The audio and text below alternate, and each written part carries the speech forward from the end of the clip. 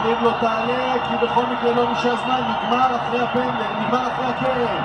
אז זאת תהיה ההזדמנות האחרונה בהחלט של הפועל באר שבע להימנע מפנדלים. הכדור עולה, מורחק על ידי בן שבת, קימיונס קובר!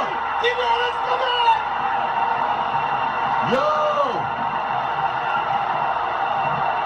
איצטדיון שלם תופס את הראש! בדקה 121 קימיונס מעלה את באר שבע לגמר הגביע, וזו גם שריקת הסיום! איזה משחק, איזה מפעל, איזה מעמד! הפועל באר שבע בגמר הגביע, ואני אומר לכם חד משמעית, כזה עוד לא ראיתם.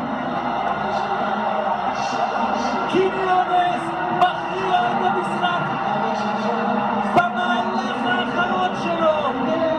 באר שבע בגמר הגביע. אתה יודע מה? 3-2 מטורלל.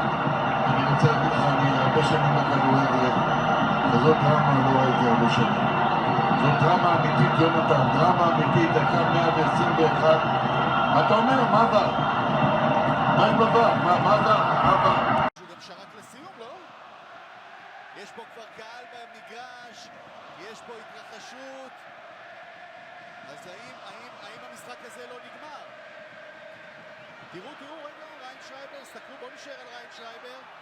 סוגר את המשחק, אוקיי, תם ונשלם! תם ונשלם! אפשר לפסול שער כזה? לא. מה עבר בודק? אבל בואו נראה את המהלך, אנחנו פה בתוך תגובות באמת מטורפות, אבל זה שער שצריך לראות אותו שוב ושוב, להבין מה בדיוק אירע כאן. איזה פלנקה, יואו.